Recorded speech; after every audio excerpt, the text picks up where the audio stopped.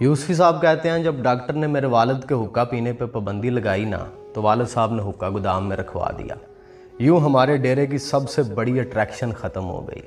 इन्हीं दिनों इत्तेफाक से टेलीफोन एक्सचेंज की अपग्रेडेशन का काम भी शुरू हो गया और हमारा फ़ोन भी आर्जी तौर पर कट गया जो डेरे पे लगा हुआ था।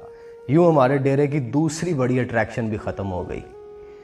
अब वो लोग जो रोज़ सुबह सवेरे हमारे डेरे पे आके बैठ जाते थे और जिनकी शाम भी उसी हमारे डेरे पे होती थी, वो सारे लोग भी अचानक से गायब हो गए।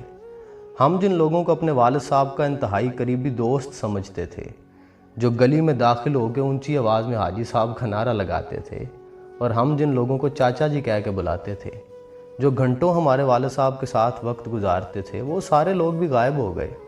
हम उनकी शक्लें भूल गए।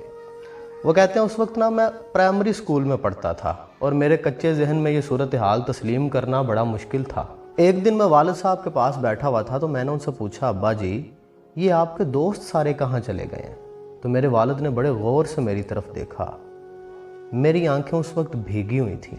मेरे वालिद ने रुमाल के साथ मेरी आंखें साफ़ की, सर पे हाथ फेरा और बड़े प्यार से कहा, बेटा ये मेरे दोस्त नहीं थे, ये हुक्के और टेलीफोन के दोस्त थे। हुक्का बंद हो गया, टेलीफोन कट गया तो वो दोस्त भी कट गए। जिस दिन टेलीफोन और हुक्का वापस आ जाएगा ना, ये सारे लोग भी उस दिन वापस आ जाएंगे। तो मेरे कच्चे जहन ने ये फ़लसफ़ा समझने से इनकार कर दिया। मेरे वालिद ने मेरे चेहरे की गूम गूं को पढ़ लिया और वो बोले कि बेटा याद रखना, अल्लाह जब कोई नेमत देता है ना तो ये नेमत अपने साथ नए दोस्त लेके आती है, लेकिन हम नेमत के इन दोस्तों को अपना दोस्त समझ लेते हैं।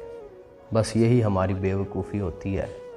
ये नेमत जिस दिन चली जाती है, ये सारे दोस्त भी उस दिन रुखसत हो जाते हैं। उन्होंने फरमाया, बेटा आपका असल कमाल ये होगा कि आप नेमतों के इन दोस्तों को नेमतों का दोस्त रहने दो। आप इन लोगों को कभी अपना दोस्त ना बनने दो। तुम ज़िंदगी में कभी मायूस नहीं होगे।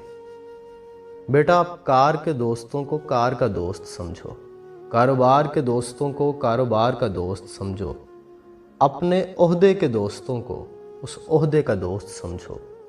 इन लोगों को कभी अपने दिल तक न पहुंचने दो। तुम्हारा दिल कभी ज़ख्मी नहीं होगा, तुम कभी नहीं रोओगे। वासिफ अली वासिफ साहब ने तो इससे भी एक दर्जा आगे की बात की थी। उन्होंने कहा कि कोई आपसे मोहब्बत नहीं करता, ना ही कोई